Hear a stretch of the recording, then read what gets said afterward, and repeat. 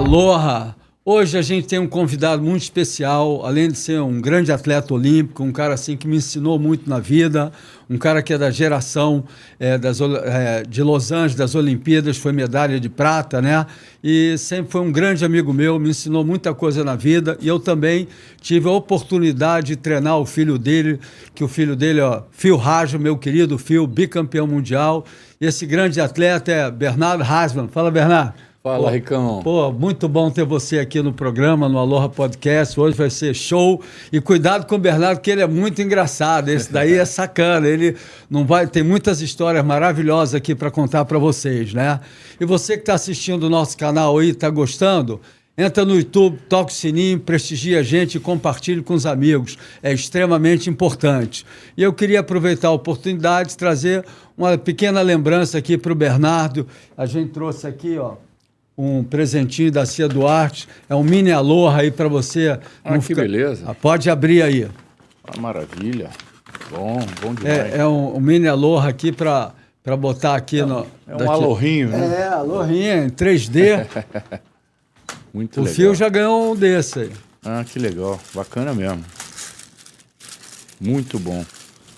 Né? Que é simbólico, né? Então... Aloha. Olha só que bonito. Muito bonito. Pô, maneiro. Deixa ele aqui. E aproveitando a oportunidade, eu queria agradecer ao meu patrocinador, ao Sense. Esse aqui é um amaciante espetacular, que é bom para a galera que faz esporte que transpira, para o vôlei, para jiu-jitsu, qualquer esporte, porque ele tem uma fórmula especial que bloqueia o odor, né? Então, você usando o Sense, fica aquele cheirinho maravilhoso, uma delícia, né? E esse também... é meu também, né? Tá, é seu? Então tá vai lá, tá precisando, vai né? sumir com minhas coisas, não. É isso aí. E a água sanitária que boa, né? Limpa, desinfeta, higieniza. Então, sou muito agradecido aos patrocinadores, né?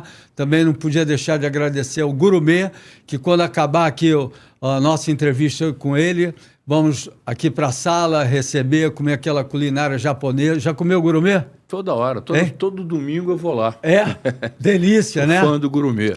Só o preço que é meio salgado, mas a comida é espetacular. Tudo que é bom E tem mais. Quem quiser pedir o Gourmet, use o cupom Rico Gourmet, que você tem 25% de desconto. Opa, agora. Quero levar esse. Cadê o cupom? Vou entra no site lá, Rico Gourmet, 25% de desconto. Que espetáculo. Suave, né? Tô nessa já. Eu queria agradecer também a Cia Duarte, que proporcionou esse Aloha, e também a galera aqui do estúdio. Vamos lá, Bernardo. Como é que está aí?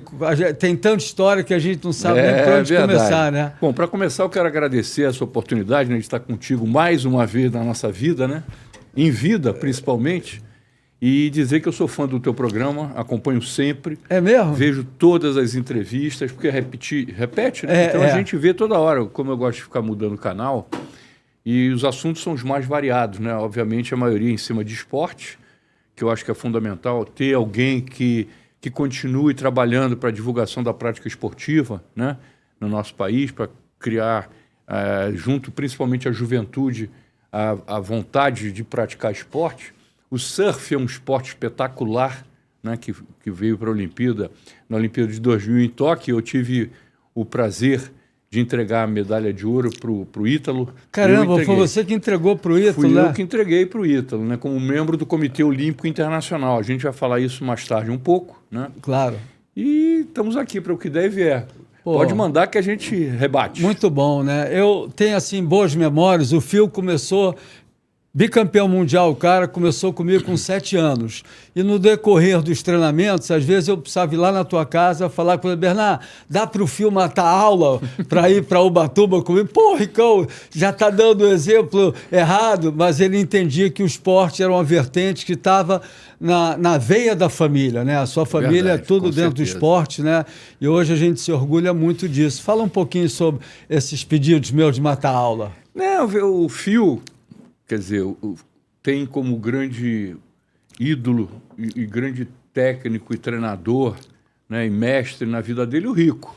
Né? Com 6, 7 anos, o Rico começou a introduzir a prática do surf. Isso aí ele te agradece, ele é agradecido, ele sabe da importância que foi você como uma pessoa que tem uma imagem muito forte junto aos esportes, mas principalmente no surf, por ter sido um dos introdutores desse esporte a nível popular, além de tantos outros que eu não vou ficar citando nomes. Tem muita gente ou boa. você fala 2, 3, 5 ou fala todos. Então é melhor não falar nada. E dizer que, pô, a tua proposta foi meio indecente. Mas em determinadas situações era importante. A gente entendia que ele tinha que, de fato, matar uma aula ou outra, não era sempre. Não podia sempre. Para poder crescer, progredir e chegar onde ele chegou, né? Até os dias de hoje, como bicampeão mundial de surf, muito bem falado quando você disse, né?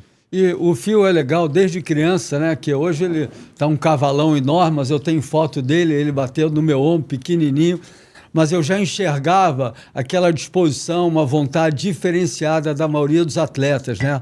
Uma radicalidade, né? E um surf radical, destemido, casca grossa, né? Surfamos pipeline vários dias juntos, né? Sunset. E eu tenho uma história para você aqui, que essa você não sabe, né? Uma das viagens que a gente foi para o Havaí, a gente morou em frente à Sunset e a gente morava junto, né? E aí eu cozinhava e ele lavava a louça, né? Não sei se ele te contou isso. E muitas vezes o Phil não lavava a louça, né? Mas comia pra cacete. Eu comia muito. Aí eu falei, porra, Phil, eu te trago para o Havaí, cozinho para você, mas agora tu vai lavar a louça. Eu não sou tua Maria, não, cara. Tá pensando o quê? Aí ele ficava bicudão, que o Phil, ele é nota 10, mas não pode chamar muita atenção. Mas isso foram lições que ele foi aprendendo aos poucos, né? Hoje ele joga em qualquer posição. Ele está fazendo tudo que é possível, até porque ele é um chefe de família, né?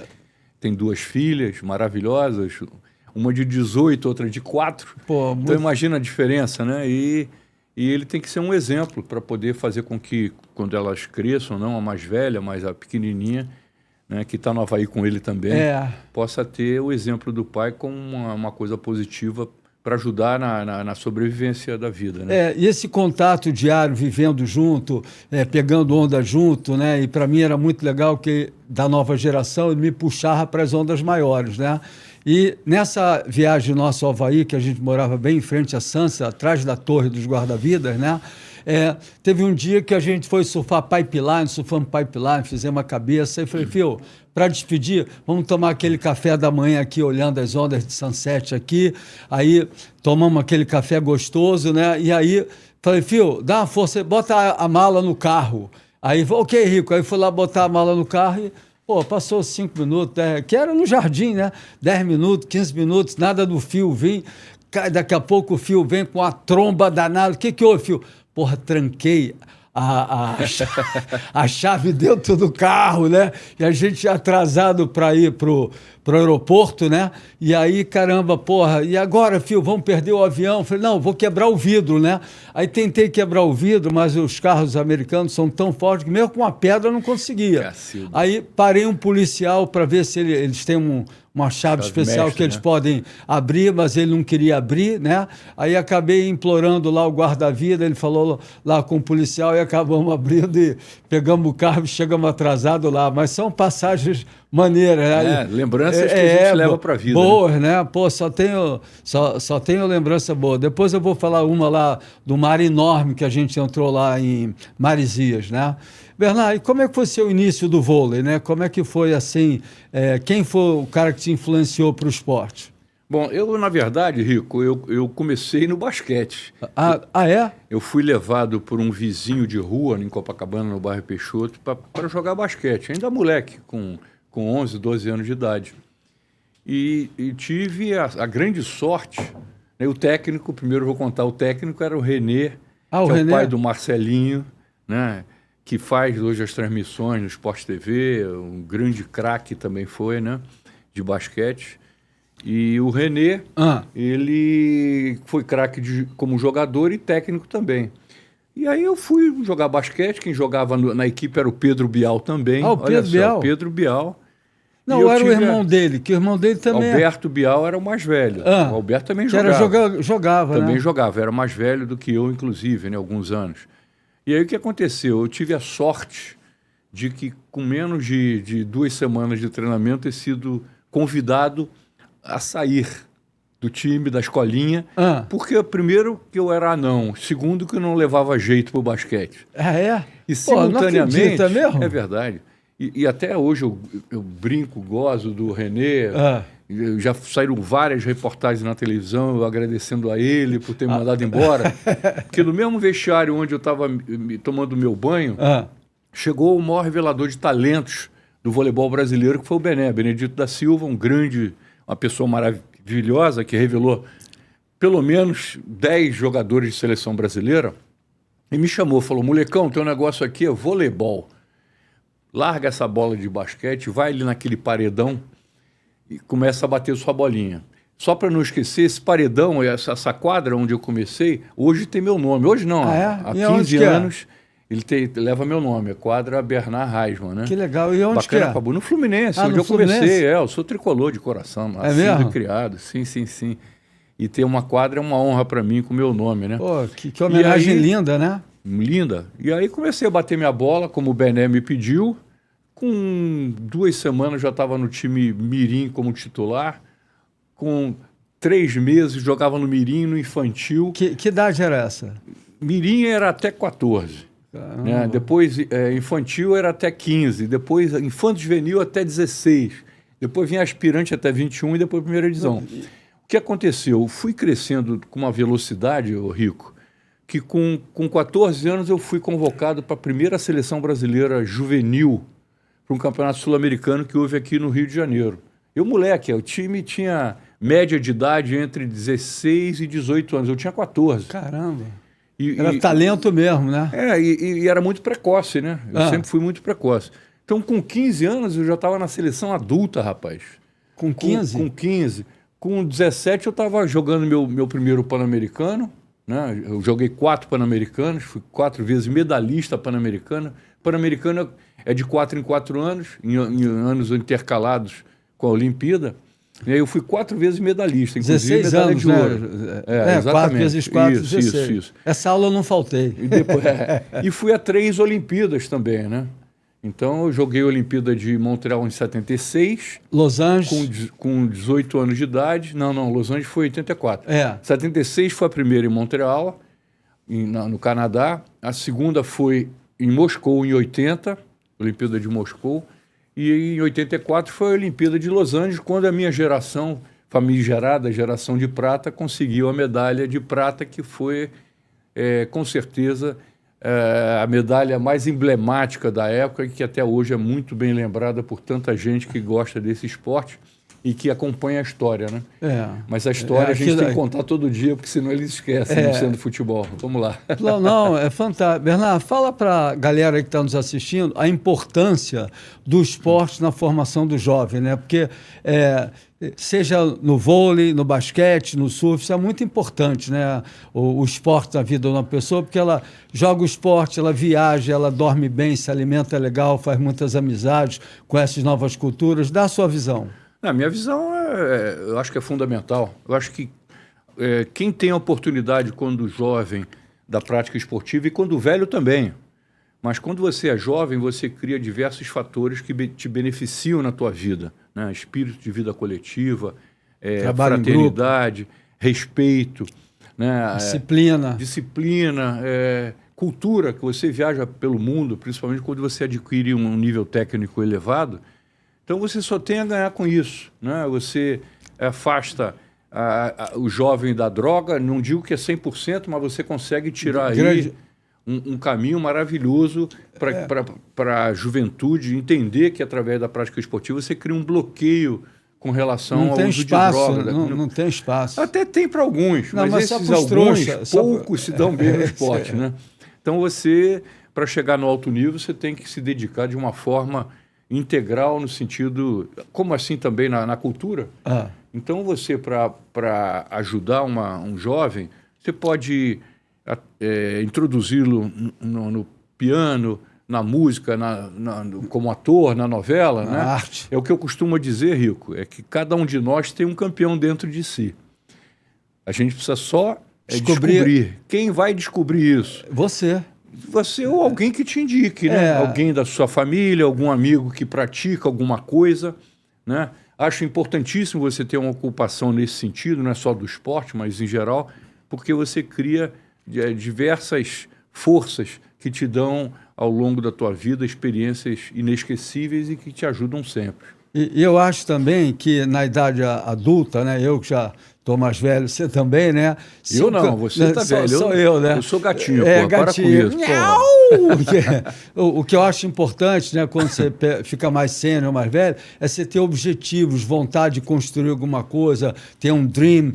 Porque quando o cara não quer fazer, ele acorda, não tem porra nenhuma para fazer, a cabeça cai, né, cara? As amizades caem. Então, eu estou sempre tentando me condicionar bem fisicamente, ter uma boa alimentação, adoro trabalhar, gosto muito de ir a São Paulo, ter boas relações, porque isso traz motivação para você estar sempre vivendo. Porque se você para de construir, para de pensar, para de ter objetivos, você morre.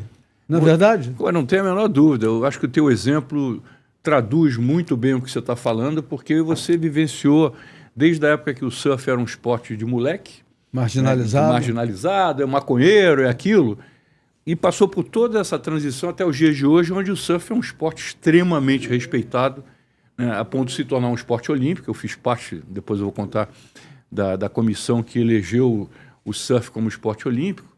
E dentro dessa vivência que você teve, certamente te ajudou para você ser o que você é hoje, né? Uma pessoa de extrema respeitabilidade popular, que tem um histórico maravilhoso para o esporte e que está sempre dando exemplo positivo. Eu me lembro muito bem, assim, que eu tive a oportunidade de ir a Brasília com você. Várias vezes. Várias vezes. E ia com meu dinheiro mesmo, ninguém pagava. Não, que é importante falar, né? É verdade. Eu tinha oportunidade, você me colocou à frente da Lei do Incentivo ao Esporte, do CNA, o Conselho Nacional de Atletas, e eu tive a oportunidade de conhecer vários, ficar até arrepiado, brother, várias pessoas brilhantes, atletas do vôlei, da natação, né? Nosso querido Marcos Vinícius também, né? Então, assim, um meio espetacular onde eu fiz grandes amizades que eu valorizo muito, né? Porque são pessoas do bem, pessoas que fazem esporte, que têm vivência. Eu me lembro de estar lá em Brasília e queria te fazer um elogio. 2 caras que são os melhores oradores que eu conheço na minha vida, é o tal de Bernard Hasselmann e o Marcos Vinícius. Caraca, o cara falando lá no plenário, lá, mas com uma convicção, com uma autenticidade, muito legal, que é difícil, né? É verdade. Né? É nato.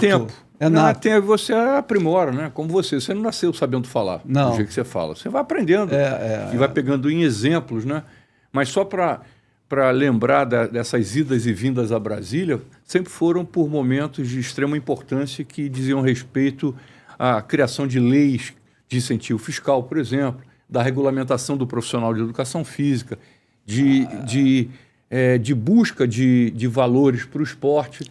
E a gente começou a ter uma mentalidade igual a cultura faz semanalmente, né, de ir a Brasília, estando lá batendo na porta dos ministérios para arrumar alguma coisa. Não, mostrar a importância da cultura e mostrar a importância do esporte. Exatamente, a cultura é diferente, porque eles estão lá sempre e se beneficiam sempre. O atleta não, quando ele está na ponta dos cascos, não tenho tempo, não vou poder ir. Não, é importante. Então a gente contava nos dedos aqueles que podiam para poder ir lá e pressionar o Congresso Nacional, o Senado, o que fosse, e os ministérios, com relação a ter algum benefício que criasse dentro do esporte um crescimento e fazer do Brasil uma potência mundial e olímpica, como está acontecendo agora. O Brasil é 12º no mundo olímpico, em 206 países, é uma coisa espetacular. Coisa, né? Muita coisa. E eu me lembro, assim, cara, que o CNA, para quem não sabe, CNA era o Conselho Nacional de Esporte, não, de Atletas, né? Não, é Comissão Nacional de Atletas. De Atletas, né? E aí, quem era o presidente?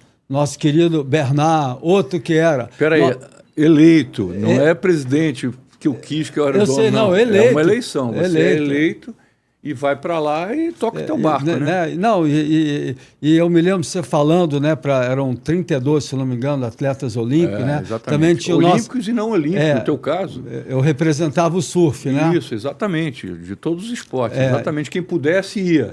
Não era um negócio de escolher eu não. Você lançava a causa e quem podia e tinha tempo, a maioria conseguia passagem aérea do próprio Ministério de Esporte, né? E a gente cansou de virar à noite em Brasília, ia para o hotel todo mundo junto, e se preparava para o dia seguinte, nas visitas ao Congresso e tudo aquilo que a gente conseguiu ao longo do tempo. Outros presidentes do CNA foi o nosso querido Zico, que já esteve aqui, o Zico, um cara maravilhoso, a Médica Paula também teve, né? O Lars Grael também, né? Isso. Pô, muito bom, cara. Na verdade, o que você está falando foi a Secretaria Nacional de Esporte, que era ligada à Presidência da República, que tinha status de Ministério de Esporte. Porque o esporte só passou a ter um ministério na época do Pelé. Ah, é? Com Fernando Henrique. Até então era a secretaria que tinha acesso e despachava com o presidente da República e não com o ministro da Educação, como acontecia anteriormente, né? Então o Zico foi o primeiro. Eu tive a grande honra de ter sido o segundo a fazer parte desse hall de influência a nível ministerial, né? E depois veio o Pelé. Né? Só faixa preta. Só faixa preta. E eu ali no meio dos dois cracassos, dois gênios da bola, né? A minha bola é um pouco menor, era branca na época, agora é colorida e tal. E foi muito bacana, é uma história que a gente construiu. Depois veio o Lars Grael, como você falou, a Paula do basquete, ela entrou no outro segmento. Cada um foi se entranhando da melhor forma positiva para tentar buscar o melhor para o esporte. Eu quero falar aqui, você que está nos assistindo, uma história muito legal que nunca foi falada, né? Assim, mas é uma coisa que o Bernard ajudou muito, uma grande ajuda dele, né? Eu era da São Paulo Alpargatas, da Ciclub. E o meu grande amigo Tail, que já se foi, né? Saudoso Tail, ele foi e ficou, se machucou, ficou tetraplégico, né? E foi uma situação muito delicada. E ele ficou 45 dias no Einstein, no CTI, né? Uma situação muito delicada, e a conta do CTI era enorme, né? E nesse momento o Bernard era ministro do esporte.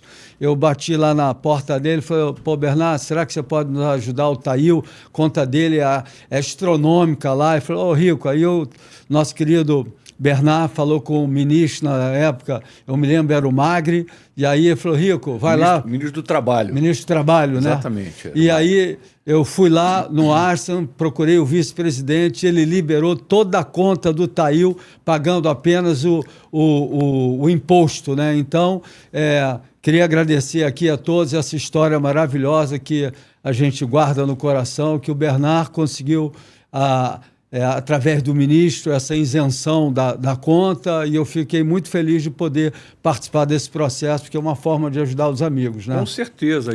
Quem tem padrinho não morre pagão, né, meu amigo? Então a gente tem que, como você me solicitou, me procurando, eu caio de cabeça, eu não fico mais ou menos.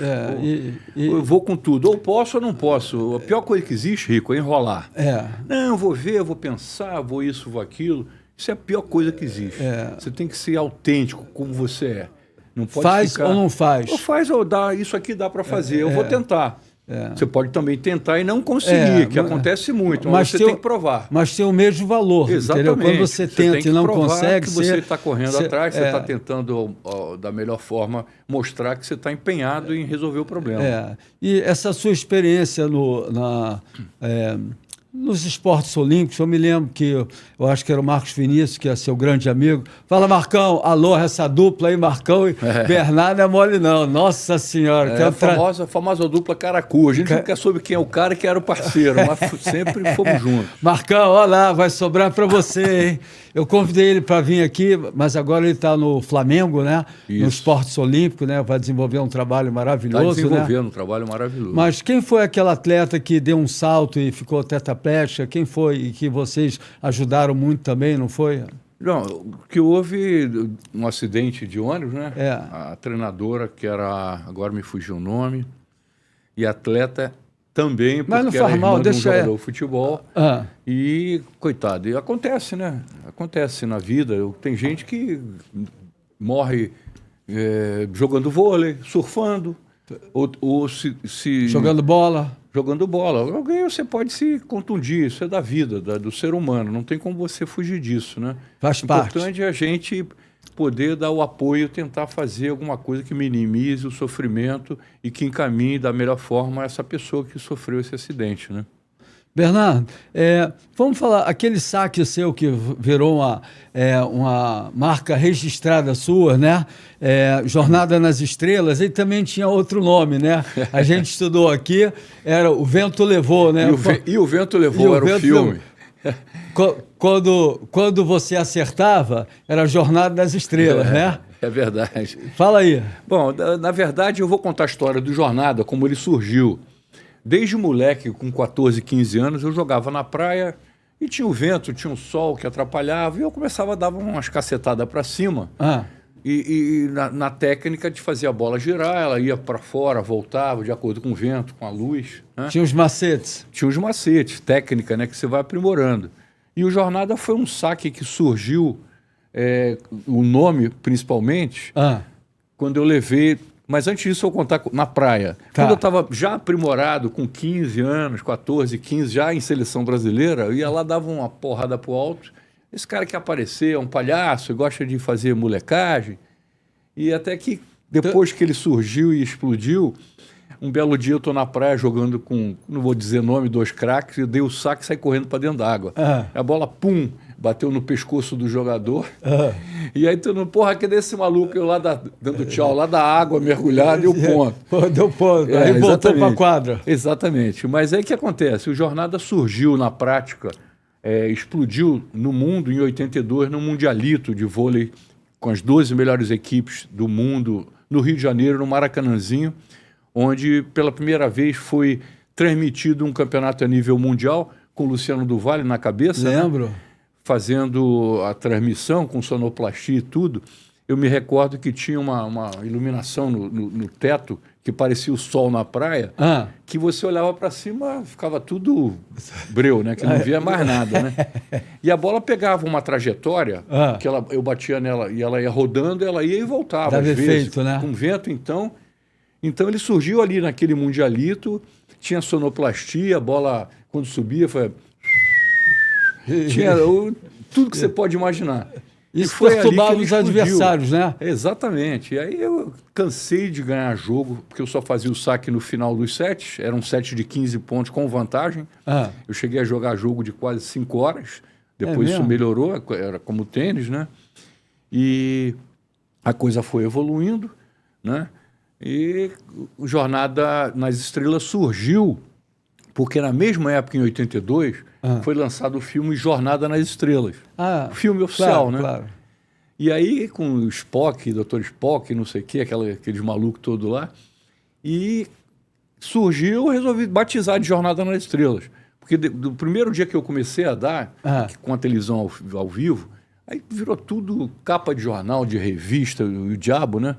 Que era algo diferente no esporte. Exatamente. Né? Aí surgiu o tal do E o Vento Levou, porque me perguntavam, pô, você errou, a bola foi para fora? Eu falei, esse é o contrário da história, é o tal do E o Vento Levou, do filme. São 2 filmes, justificar, né? São 2 filmes, né? O antagonismo dos dois saques, o certo e errado. Porra, muito bom. Bernardo, tem uma passagem aqui, galera, escuta essa daí. Eu estava fazendo o campeonato brasileiro PLC, Petrobras Longboard Classic, lá na Bahia, né? E foi um maior sucesso lá em Estela Maris, né?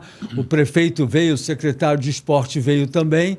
E acabou o campeonato, foi um sucesso. Eu lá no palanque agradeci os atletas. E a galera, muito obrigado. Aloha, eu sempre, sem querer, isso acabou entrando na minha vida. Eu sempre agradeço, é uma aloha. Tanto que o nome do programa também é Aloha, né? E aí entrou o secretário de esporte, deu os agradecimentos lá, e ele falou, como o Rico de Souza falava, a rola para vocês. Eu falei, opa, a rola? Comigo não. Comigo não. Comigo não. Aí o Phil ligou para o pai dele aqui no Rio de Janeiro, né, cara? A gente estava na Bahia, e aí, conta aí. E aí ele era o secretário nacional de esporte, hoje ele é deputado federal, não vou nem dar o nome dele. Para não ficar micha, né? Porque de fato ele errou. Né? Mas não é a aloha, é a rola. Ele falou, a rola comigo não, meu amigo. Então, E aí eu liguei para ele na mesma hora. Eu falei, rapaz, corrige lá que tu mandou uma rola que pegou mal pra cacete. Não, mas aí você saiu no Anselmo Góes, né? Foi. Saiu no Anselmo Góes, né? E aí não sei quem foi que botou. Nem eu. Ninguém sabe. Mas outra passagem também, eu fiz o campeonato lá em Vitória e era um programa local onde eu fui entrevistado, né? Era um programa de bastante audiência local lá, e no final do programa o cara falou assim, aí Rico, então a rola para você. Opa, a rola para que isso, irmão? Nada disso, esse bagulho comigo aqui não dá certo não, né? Mas são passagens assim interessantes, né? Espetaculares, espetaculares. E você que é um cara assim brincalhão, tem um espírito assim bem esportivo, manda uma gafe, uma loucura dessas que não deve faltar na sua vida aí, manda aí. Não, tem muita coisa. Eu vou contar uma do Fernandão. O Fernandão foi um craque da seleção brasileira. Fernando Ávila, e da minha geração de prata. E eu me recordo bem, um belo dia, a gente estava, por acaso, também em Vitória, jogando no Campeonato Brasileiro adulto. Eu tinha 15, 16 anos e tinha um diretor da equipe do Fluminense, que era a equipe que eu jogava, o Fernandão também, que ele entrava e saía, os filhos dele até estão em altos escalões hoje, em outras situações de profissão, e os netos, né? E ele, um belo dia, eu brincava sempre, né? Aí um belo dia, o Fernandão está debaixo do chuveiro, né, tomando banho, cheio de sabão na cara, com aquela cortina de plástico. Sei, que diabo fecha. Exatamente. Aí eu abri aquele troço e fiz xixi no pé dele. Xixi no pé dele, água quentinha, estava um calor. Gostou, né? Ele estava com a água fria na cabeça. Porra, que isso? Olhou, xingava, né? Tudo bem. Ele se tocou que era? Se tocou. Aí, 10 minutos depois, entra o diretor do Fluminense, esse senhor que eu estou falando aqui, que eu não vou dizer o nome. Quando ele entra, ele começa... Ele puxa a cortina. Não sabia do que tinha acontecido. Que era o Fernandão que estava lá dentro. O Fernandão já estava com a arma dele apontada e deu um jato no velho de terno e gravata. E o velho ficou, que é isso? Que é isso? Eu falei, não é nada não, é água, fica tranquilo, isso é água. Porra, cheiro de mijo. Umas brincadeiras dessas que aconteciam que a gente não vai esquecer nunca. Né? As viagens é legal, que sempre rolam as roubadas, as brincadeiras, né? Com certeza. E na Olimpíada de Los Angeles, teve alguma roubada dessas aí? Não, roubada no sentido de talvez não ter encontrado uma solução exatamente para uma convivência que levava mais de 10, 15 anos de toda uma equipe, de alguém que pudesse amenizar a questão do relacionamento, né? Até porque muita gente, a maioria, tinha mais ou menos a técnica parecida, eram todos com muitos valores, né? E uns se destacavam mais porque falavam melhor, outros menos, né? No meu caso, eu fiz 21 comerciais de televisão, só para ter uma ideia, né, da época, como é que a coisa cresceu, né? 21 comerciais? De televisão, Então, eu tive bola com meu nome, eu tive tênis com meu nome assinado Bernard, uma série de coisas. Não, né? É legal porque o esporte proporciona essas oportunidades. E aí você, com outros atletas que tinham valores fortíssimos como atleta, não tinham a mesma repercussão e não faturava a mesma coisa. Porque não tinha comunicação. Não, então faltou alguém que amenizasse essas questões, que eu não vou entrar no mérito, mas que prejudicou muito, e podia ter ajudado. E talvez ali a própria medalha de ouro podia ter surgido e não a de prata.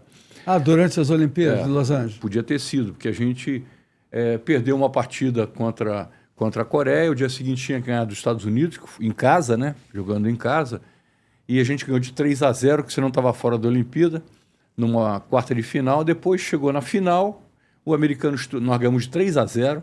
Na final, os Estados Unidos estava jogando contra a gente. Em casa? Em casa, em Los Angeles, e tinha estudado muito a equipe. Eles, né? Eram muito estudiosos. E o que aconteceu é que, naquela hora, a primeira adversidade, o ambiente caiu. Né? Mentalmente, então, né? Mentalmente. Então ficou aquele problema que faltou alguém que segurasse a onda dos atletas para a gente poder, de fato, ter trazido a medalha de ouro. Mas a medalha de prata, como eu já falei, foi a mais emblemática, né, de onde tudo começou na prática, né, para o voleibol brasileiro. Aquela medalha que fica nos nossos corações pro resto da vida. Ô Bernard, você falou uma coisa muito interessante, né? A parte mental, hoje o nível técnico de todos os esportes, no surf, futebol, voleibol, né? Assim, é muito alto, né? Então, a parte mental faz a grande diferença na hora? Não tenha dúvida, não é só técnica, não é só preparador físico, técnico, os colaboradores, assistentes técnicos, nutricionista, médico. Você tem nutricionista, você tem que ter um psicólogo hoje. Naquela época não tinha, naquela época era na marra. Então hoje, a maioria das equipes de alto rendimento, de qualquer esporte, tem na praxe alguém que faça esse trabalho, até para, conversando com o atleta, saber se ele está com algum problema, se não está, de que forma ele pode superar aquele problema. Assim na vida, não é só no esporte. Em qualquer situação você precisa ter alguém que te instrua da melhor forma, né? Ou pelo menos tentar. Isso ocorre. Hoje é normal você ter dentro de uma equipe alguém que trate desse lado psicológico. E principalmente na hora que está perdendo, né, cara? Assim... Não, eu acho que é difícil perder e ganhar a mesma coisa, porque ganhar você tem que saber administrar seu inimigo número 1. Certo. De quem você perdeu do mundo e tal, né? Quando você perde, você aprende da pior forma. Pô, perdi, o que eu fiz de errado? Aí você vai estudar tudo que você fez de errado. Quem faz isso muito bem é o Bernardinho, esse que é um estudioso, craque, é o melhor que eu conheço da história, um gênio, né? Bernardinho é Bernardinho, que eu sou Bernardo, nós crescemos juntos no Fluminense, é uma história também engraçada de ser contada. Se você quiser, eu posso contar também. Claro que quero, pô. Então, vamos lá.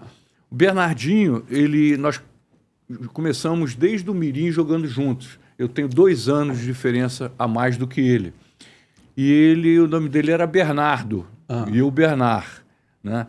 Então o Bené, que era esse técnico que eu falei no início, colocou o nome dele de Bernardinho para não ficar Bernardo e Bernard, diferenciar, né?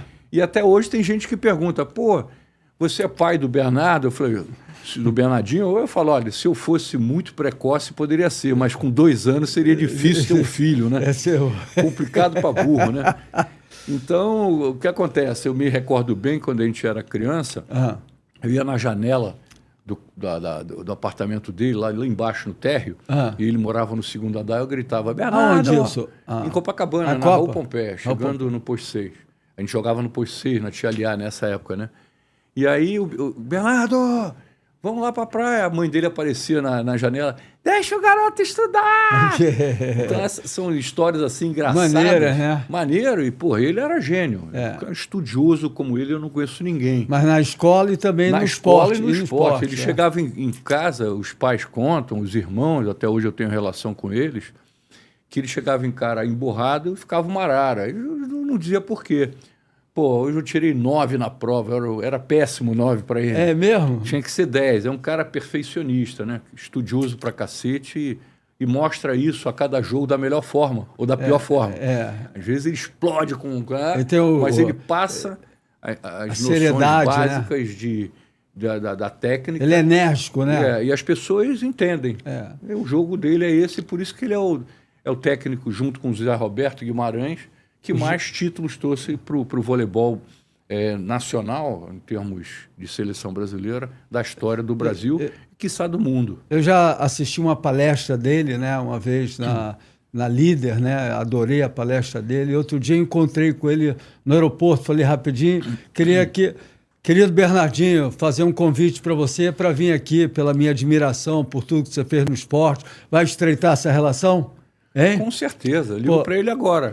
Agora não precisa. Depois do programa. Quando acabar. Ele vem. Ele só tem que adequar, porque ele hoje é técnico não só de seleção brasileira, mas também do Flamengo, de vôlei feminino. Ah, é? Então ele dá treino de manhã e de tarde. Caramba. Então você tem que adequar um horário que ele possa não prejudicar os atletas, porque a gente ele não pode abrir tempo, mão. Né? Porque até para te falar, para convidar aqui, você tem que ter uma arte na vida. Isso. Você não pode ligar para o cara toda hora insistindo, senão vai pôr esse cara chato, né? Mas então, ele atende. Legal. É só se você conseguir associar o tempo que ele tem aí para poder gravar, ele vai adorar. Ele gosta para burra. Legal. Eu ia te falar, você foi membro do COI, não foi? Sou membro do Comitê Olímpico. Que você, eu sei há 11 anos. Há 11 anos. Foi você uma das pessoas principais que deu força para o surf entrar nas Olimpíadas, né? Você que dava o voto pelo Brasil, correto? Não, a história é diferente. Primeiro que eu entrei no Comitê Olímpico Internacional há 11 anos atrás, numa eleição que qualquer atleta pode ser candidato. Mas você tem até 115 membros no total dentro do Comitê Olímpico Internacional, onde o mundo inteiro quer ser membro, alguém quer ser membro. Claro. E para você ser membro, você tem que passar por um procedimento de comissões, mostrar o teu currículo, qual foi o teu comprometimento com o esporte, se você foi um atleta de ponta, é importantíssimo, o que você fez pelo esporte, politicamente, a sua dedicação. Suas contribuições. Exatamente. E aí você, baseado nisso aí, você pode ser eleito ou não. O que acontece é o seguinte, para cada vaga que abre, que é aquele membro que completou 70 anos e é afastado, 70 anos você tem mais 1 ou 2. Por ano saem de 1 a 5, porque alcançam essa idade, porque o Comitê Olímpico Internacional ele é desde a década de 20, né? Antigo. Então, para você conseguir, você compete com o mundo inteiro. Então, para você entender... Grandes atletas, né? Tem mais atletas, dirigentes, presidentes da República, príncipes, rainhas. A princesa Anne da Inglaterra é membro, o príncipe Albert de Mônaco é membro. Só faixa preta. Não, tem... É um percentual, não é muita coisa, né? De atletas, você tem também grandes atletas, como Nadia Comaneci, você tem como... o Sergei Bubka, do salto em altura. Tem tantos outros aí que atletas também... brilhantes. que também fizeram, né? Então, para responder a tua pergunta, que agora eu vou chegar nela, que agora eu já esqueci, né? Não é velhice, não. Mas você me fez uma pergunta, eu tive que explicar o que é o Comitê Olímpico Internacional. O surf. Eu faço parte de uma comissão que é das mais importantes dentro do Comitê Olímpico Internacional. O Comitê Olímpico Internacional ele tem 33 comissões. 33? Uma delas, ela diz respeito às modalidades esportivas que vão atuar naquela Olimpíada, ou nas próximas Olimpíadas, né? Então você tem uma concorrência muito grande. Você tem vários esportes que estão na fila. Querendo entrar. Tem mais de 60 querendo entrar. E para um entrar hoje, outro tem que sair. Ah, é? Então, como é que você vai conseguir uma coisa dessas? Na época do surf, da mesma forma o skate... era um esporte que trazia a juventude para a prática esportiva. A escalada também, na montanha, aquele negócio na parede, aquelas coisas todas. Isso oxigenou o esporte, trouxe a garotada para praticar, para assistir, para ir presenciar. Isso foi muito importante, porque o surf e o skate é a nova geração e era importante para os esportes que a garotada assistisse, né? E continua sendo. Qualquer esporte de juventude, você tem que, de fato, dar o máximo de respeitabilidade e entender que você tem que oxigenar, trazer novos adeptos para assistir uma Olimpíada, né? Então, está sempre oxigenando, né? Exatamente. E o surf é uma referência, né? Porque é um esporte de natureza que mostra... técnicas maravilhosas, que mostra e é plástico também, visuais né? maravilhosos Plástico, né? No mundo inteiro. Então foi uma participação que eu tive, eu e aqueles 27 membros daquela comissão, de entender que era fundamental que a gente colocasse o surf como um esporte olímpico. Muito legal. Bernardo, uma coisa assim, eu gosto do esporte do vôlei e aprecio, né? E eu vejo que hoje em dia, cara, ontem mesmo eu estava vendo a matéria, né, que atletas do vôlei que ficam assim mais tempo, mais longevos, né, assim, atuando aí com 40 e poucos anos. Era uma menina, eu esqueci o nome dela, e outro também. Os cara, e o que me impressiona é a velocidade do esporte. A porrada come, né, cara? Não, assim, não é só aquele pou, pou, pou, né? Fala um pouco sobre isso, assim, não é a agressividade, é a velocidade e a força que impõe, né? Bom, tudo é evolução. Eu acho que eu vou começar pelo fator físico, né? Você hoje tem uma preparação física de acordo com qualquer esporte de uma forma específica, né? O vôlei foi se adaptando aos poucos, né? Criou um tênis. Eu, por acaso, trouxe um tênis que tinha meu nome do Japão, que eu trouxe de lá. Era um Tiger. E a Alpargatas copiou. Botou a rainha, botou tênis Bernard, vôlei, tal. Aquele tênis foi durante anos jogados pela seleção brasileira. O Bernardinho, então, diz que até hoje é o melhor tênis que ele já usou. É mesmo? E o piso, por exemplo, você passou a ter um tartan, um emborrachado, que diminuiu o atrito. Né? O impacto a alimentação também mudou, o impacto, o tempo de jogo, você deve ter visto nessa entrevista ontem, eu também vi. O cara dá... Que você dava 150 pulos, chegou no 100, para que já fiz a minha parte de hoje. Senão lesiona, tudo é estudo, né? Tudo exatamente.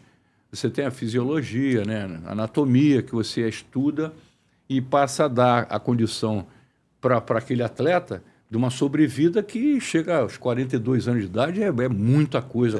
Como consegue? Eu parei de jogar com 32 anos. Caramba. Com 32, já dobrando o cabo da Boa Esperança.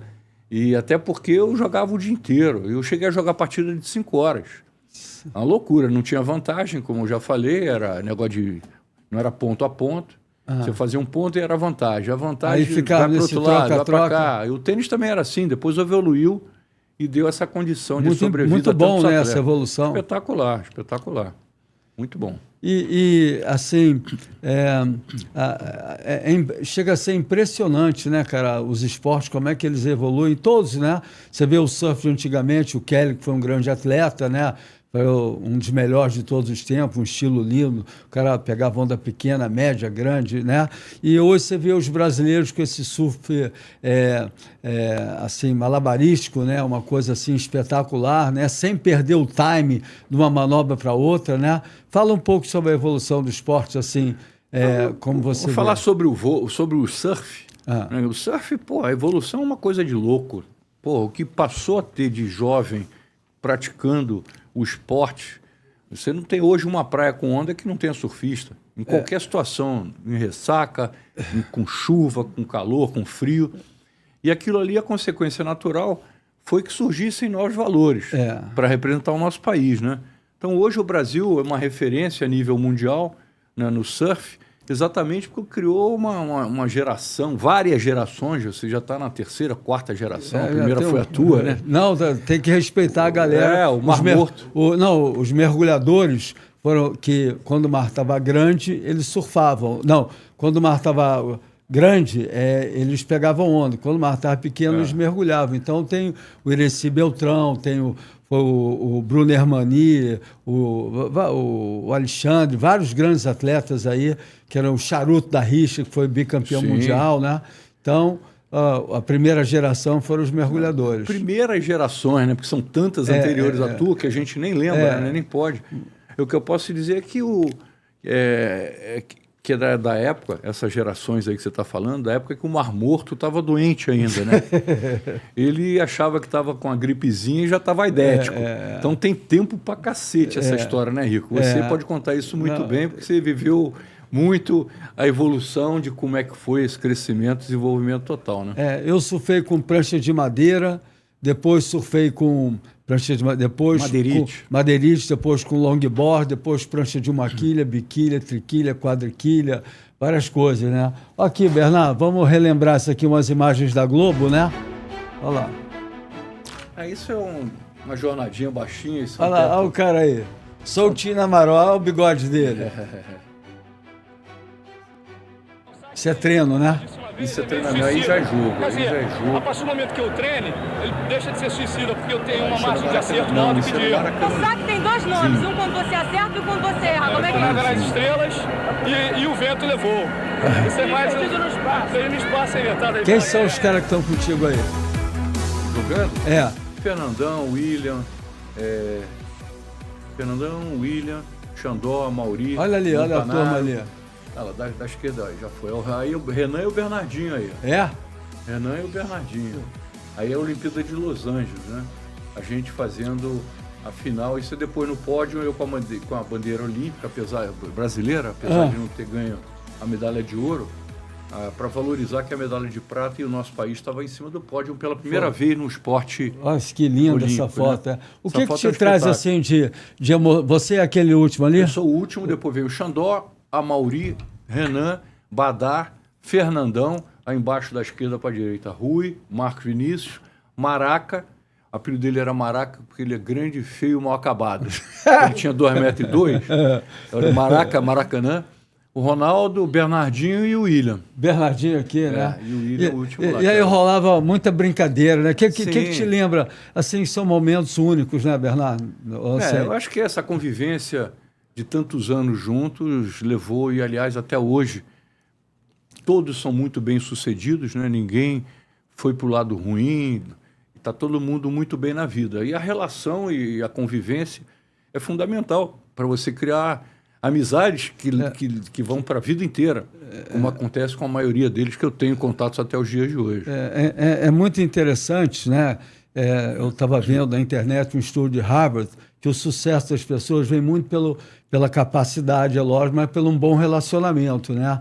A parte do network. Você acha que isso realmente funciona? Claro que funciona, né? Claro que funciona, principalmente no início. Depois que você vira um cracão, se você não continuar nesse procedimento, você perde popularidade, você perde uma série de coisas. Por isso que é importantíssimo fazer o teu papel. Estar sempre se comunicando, ajudando as pessoas, no meio esportivo, sendo solícito. É esse o caminho para você poder ter uma sobrevida depois que você morreu. No nosso caso, que a gente ainda não morreu. Estamos vivos ainda aqui. Estamos vivos ainda. O que é interessante na vida, você planta o bem, você colhe o bem, né?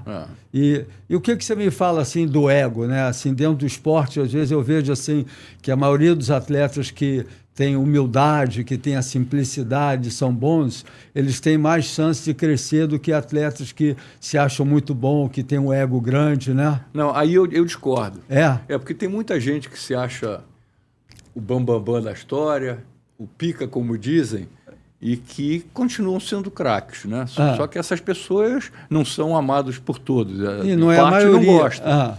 Parte não é. Pô, esse cara é mascarado, é metido, não tem humildade. Isso acontece muito. No futebol, então, nem se fala, né? No futebol é uma loucura. O que tem de gênio na bola e que do lado de fora é uma peste. Eu sei, mas no long run, o cara que tem esse procedimento, ele acaba sumindo mais rápido. Mais ou menos. Vai depender de como é que foi a trajetória dele no esporte. Se ele virou um cracaço, medalhista mundial, olímpico, pan-americano, sul-americano, ele mantém, porque a história você não apaga. Aliás, você apaga se você não for a pessoa que divulga o crescimento. No nosso caso, o surf, o vôlei, o basquete, natação, hipismo, atletismo, judô, tantos outros.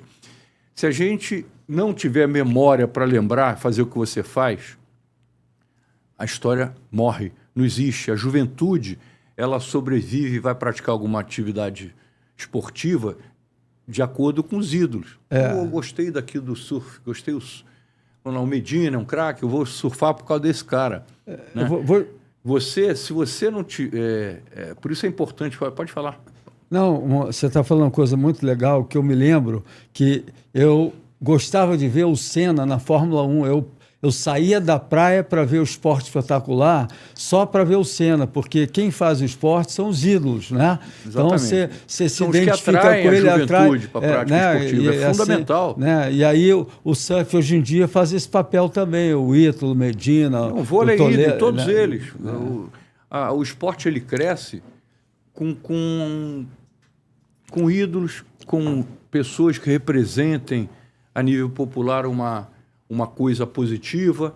Não é só no esporte, em tudo, né? Para você começar a praticar de alguma forma, né? É o que ocorre em tudo na vida praticamente hoje, né? Eu sempre achei que o Brasil ia ter, como é que se fala assim, grande visibilidade assim no surf, ia conseguir o que está acontecendo, né? Esse destaque, né? Em função de várias coisas. Primeiro que a gente tem uma costa enorme, né? A gente não tem um inverno muito rigoroso. a grande população mora perto da praia, né? O surf é um esporte barato para você poder começar. Eu comecei com prancha de madeira, né? O cara, quando quer, o Ítalo... Deixa só um parênteses. Eu também surfei de madeirite. Ah, é? Meu irmão mais velho surfava de madeirite em Copacabana, na Santa Clara. E eu cheguei a iniciar uma pesado para dedéu, para chegar na praia tinha que ter 2 para carregar. Era uma coisa muito pesada, né? Continua, desculpe. Não, depois eu morri. Depois eu vi que aquilo ali não era a minha praia. Posto 5 ali. Não. Aí fui para Planonda, Planonda de isopor. Para você precisa ter um Planonda. Ela com a camiseta. Para não assar, né? Com tecido para não assar, que assava geral. Essa eu não sabia. Mas não, eu peguei ele foi do surf, depois foi para o basquete. Não, desde moleque, eu pratiquei muito esporte. Em função de todas essas coisas que eu falei, eu sempre achei que o surf ia ter essa dinâmica, esse crescimento, ainda mais que o brasileiro tem sangue nos olhos, né? Tem raça. E também, hoje em dia, você vai no Nordeste do Brasil, você vê aquela garotada que ali tem ondas pequenas, onde o garoto vai na escola de manhã, à tarde ele vai para a praia sozinho, né? Porque o mar é um pouco menor, então ele pode ir sozinho ou com os amigos, né? Então, o Brasil inteiro, né? Tirando o sul, que no inverno é frio, né? Tem uma condição climática, uma condição de treinamento muito fácil, e muitos se destacam naturalmente, né? Então, fez com que o surf, e ainda mais quando ele se... até socialmente, tem vários atletas que podem...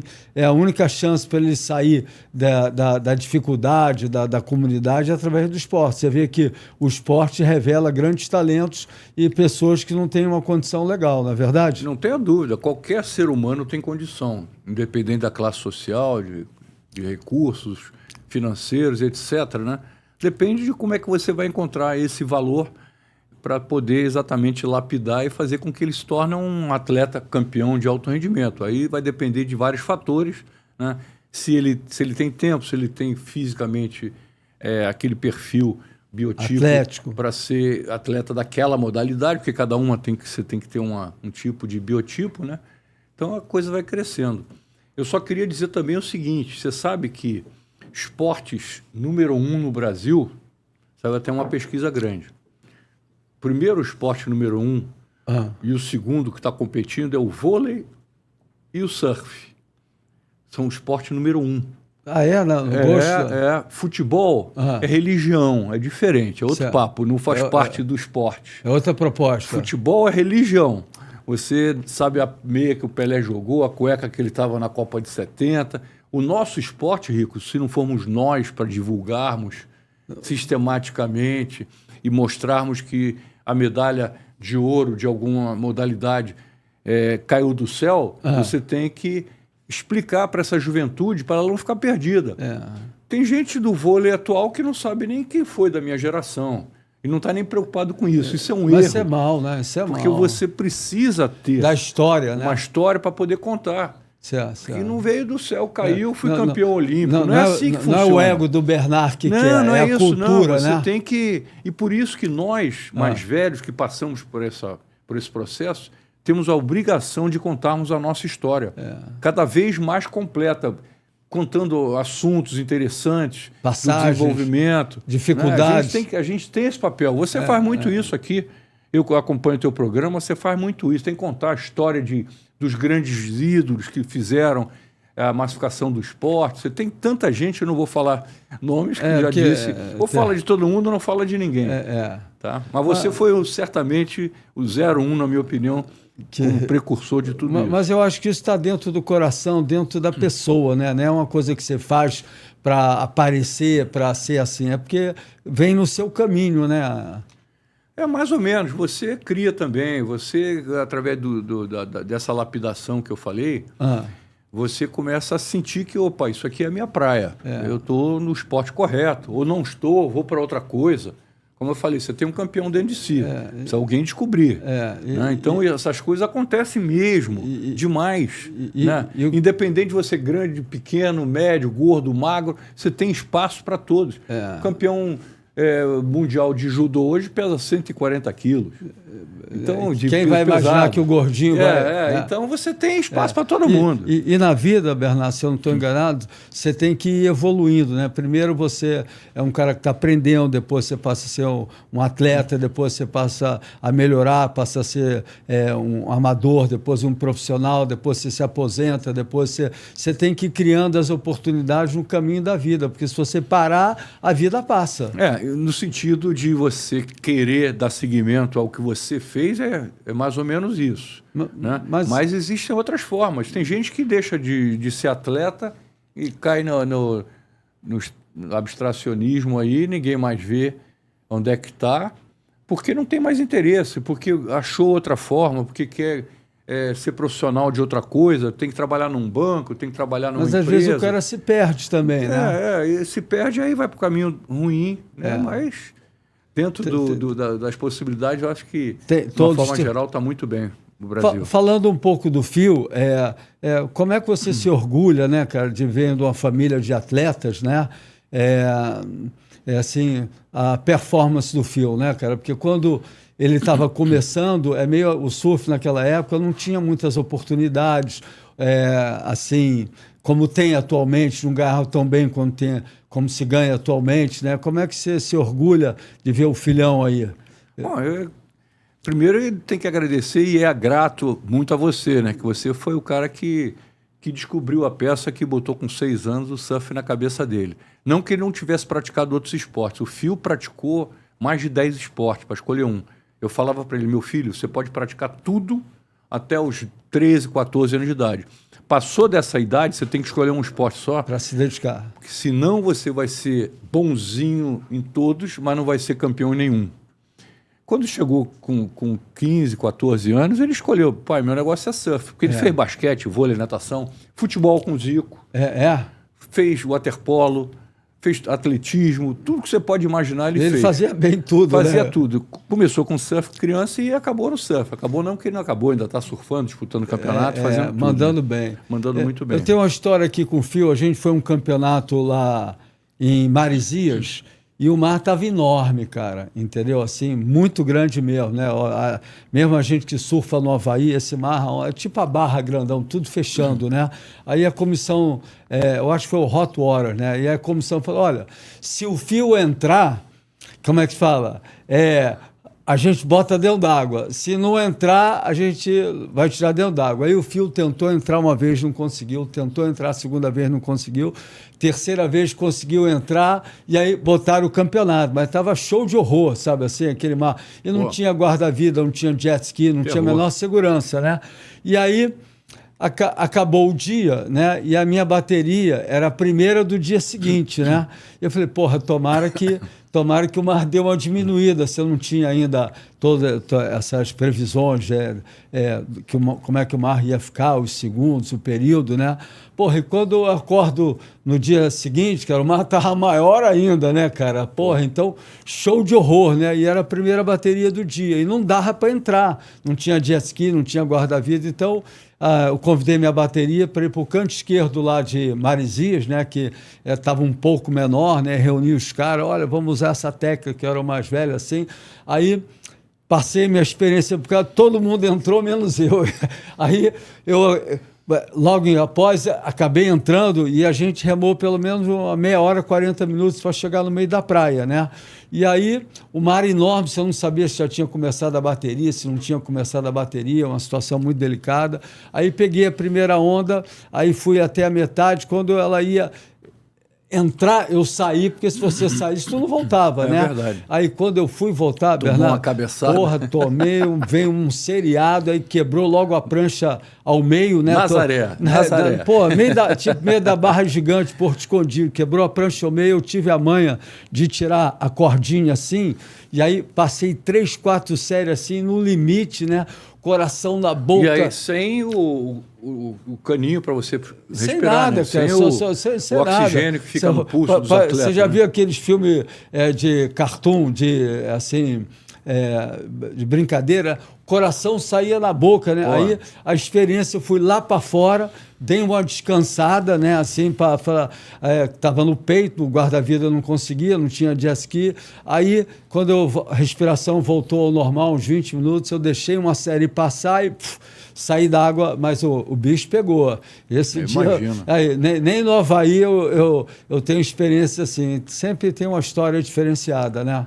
Eu passei por isso também, na minha infância, né? De você... Pior quando ela vai... A onda gigante, acontecia muito ali no Posto 5, em Copacabana. Ali era bravo. Tinha o banco de areia que você fazia a onda, você mergulhava de peito. Quando você tinha dobrar por baixo, tinha o banco de areia. Você podia até quebrar o pescoço. A coluna, no né? caso do Tai Chi, em alguns lugares, você bate no coral. Você pode morrer. Mas a areia também machuca muito. A areia machuca muito, é duro, né? Pô, em frente, eu pegava a onda lá no Poço 5, em frente ao Meia Pataca. Baixinho.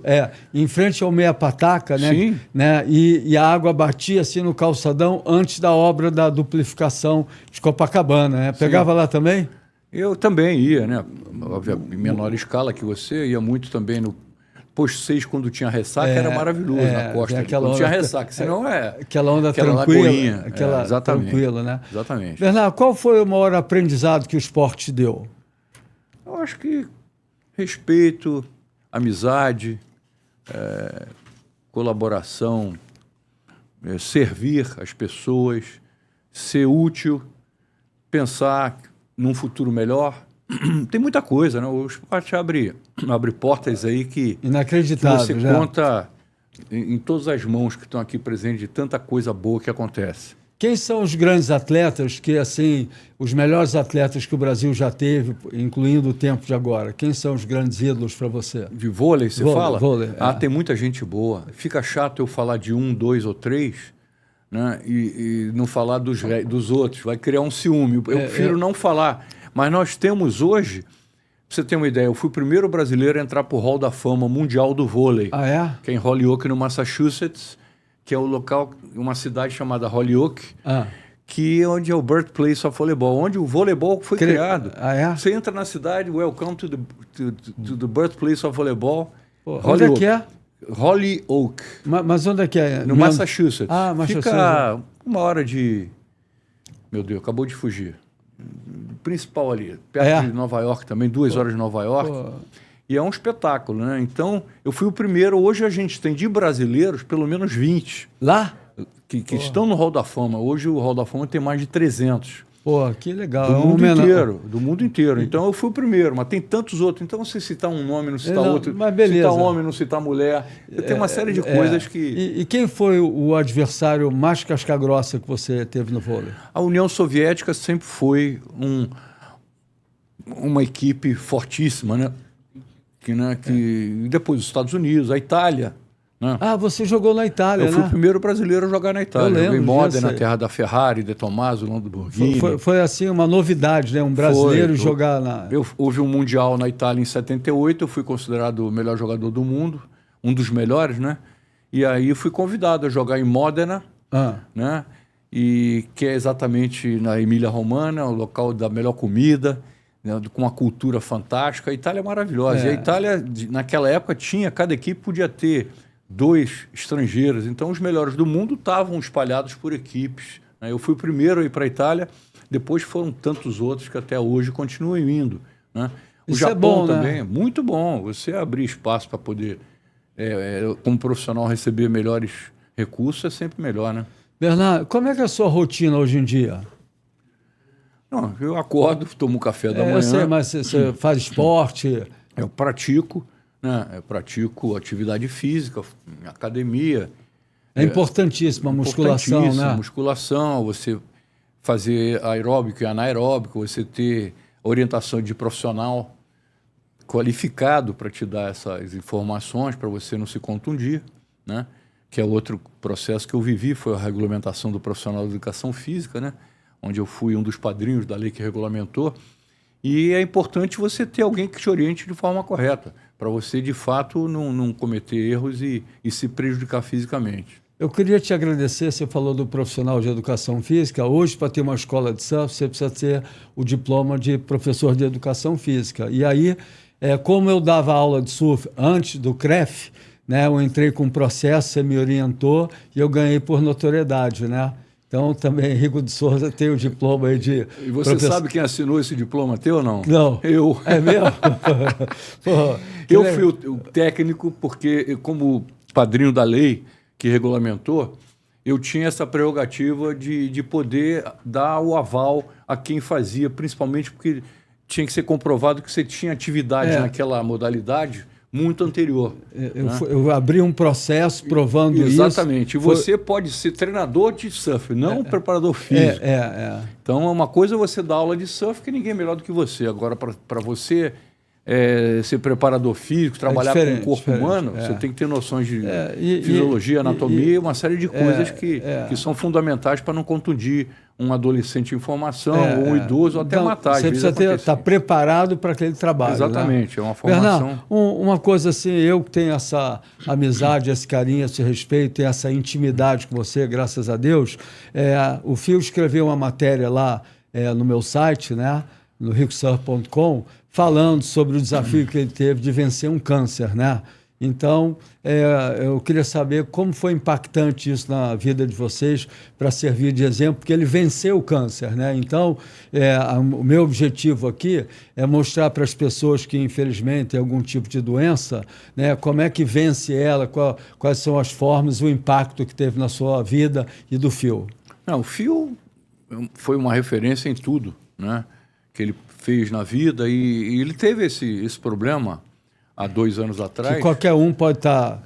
Sujeito, ele teve um câncer no estômago, e, para ter uma ideia, ele até hoje ele vem ao Brasil para fazer uma manutenção da injeção que faz com que ele não tenha mais esse problema. Está praticamente resolvido, ele não conseguia comer nada. Comia, ficava, não descia na garganta. E aí ele teve que vir ao Brasil para descobrirem o que era. Porque nos Estados Unidos, para conseguir uma consulta, você fica 6 meses às vezes, né? Complicado para burro, além de ser muito caro. Então ele vem ao Brasil e está acabando agora, até junho. Eu falei com ele no dia que ele estava voltando para o Havaí. Ele me convidou para ir lá para a casa dele, está morando no Waikiki. Então ele já superou, está zerado, está com vida normal, surfando muito bem, graças a Deus. Mas isso serve, o objetivo aqui é que pessoas que têm algum tipo de doença séria, né, que possam batalhar, procurar bons médicos, porque os médicos que nós temos aqui no Brasil são brilhantes, né, cara? Sim, né? Com certeza. Médico bom tem de monte, como também tem ruim, né? Mas os bons são maravilhosos. O Brasil também é uma referência para esse meio. Bernardo, então eu queria te agradecer aí a oportunidade de estar com você e queria te perguntar o que quer dizer aloha para você. Aloha? Não, aloha não. Aloha fica... Esse cara... que o aloha, né, o nome do meu programa é aloha porque é um nome assim que eu me identifico, né? É difícil você colocar uma palavra só. Eu colocaria qualidade de vida, um alô da melhor forma possível, uma forma de você induzir as pessoas às boas práticas e atividades. O aloha ele engloba um pouco de tudo, né? Uma palavra havaiana, né? E que repercute até hoje. Tem filme chamado Aloha, tem música chamada Aloha. Você o tem espírito Aloha, né? O espírito Aloha. Então é muito amplo você analisar uma palavra com uma palavra só. Mas legal, a sua observação foi bacana. Então eu queria agradecer aqui ao Senso, nosso amaciante maravilhoso. Que boa, que água sanitária, que boa, só gente boa usa, que boa. Agradecer também ao Gurumê que trouxe aqui. Olha só o que está chegando aí pra gente, né? Aí a gente vai... Aqui no Aloha Podcast a gente o Bernardo já vai pegar tudo, né? A gente tem uma sala, um camarim aqui. Aqui é espetáculo. A gente vai para outra sala aqui, onde a gente vai poder comer. Agradecer a equipe, também agradecer a Cia Duarte. E obrigada pela sua presença aí. Foi um prazer dividir esse momento difícil, esse momento espetacular com você e passar essas coisas muito inteligentes que você passou para a gente. Muito obrigado. Eu quero agradecer, né, Rico? É o contrário, né? A oportunidade de estar falando não só com você como amigo, como introdutor de tanta coisa boa dentro do esporte. ter um pouco da nossa história contada, a minha e a tua, que elas se misturam, né? Elas se envolvem em tantos segmentos, e que você tenha mais sucesso nesse programa, porque é um programa que fala de tudo, principalmente relativo ao esporte. Eu estou muito feliz de ter sido convidado, vai ser um prazer, quero saber quando é que ele vai ao ar para poder ver. Eu te aviso, a gente faz Quero ver para poder gravar, inclusive. No Instagram muito a gente obrigado. faz, como é que se fala, uma collab, eu e você, entendeu? Maravilha. Porque a sua família é a minha família, entendeu? Não, verdade, entendeu? Aprendi muito com você, Obrigado. assim, nesses anos todos, viajando com fio, né? E você, assim, pela minha admiração, porque você tem dois quesitos, né? Como um grande atleta, que a gente já falou, mas também você passou a ser um cara assim dentro do esporte, que eu sempre me espelhei em você e no Marcos Vinícius, né? E Obrigado. queria agradecer aqui também a oportunidade que você e o Marcos Vinícius me deram de surfar com a tocha olímpica, né? Espetáculo. Hein? É uma responsabilidade, hein?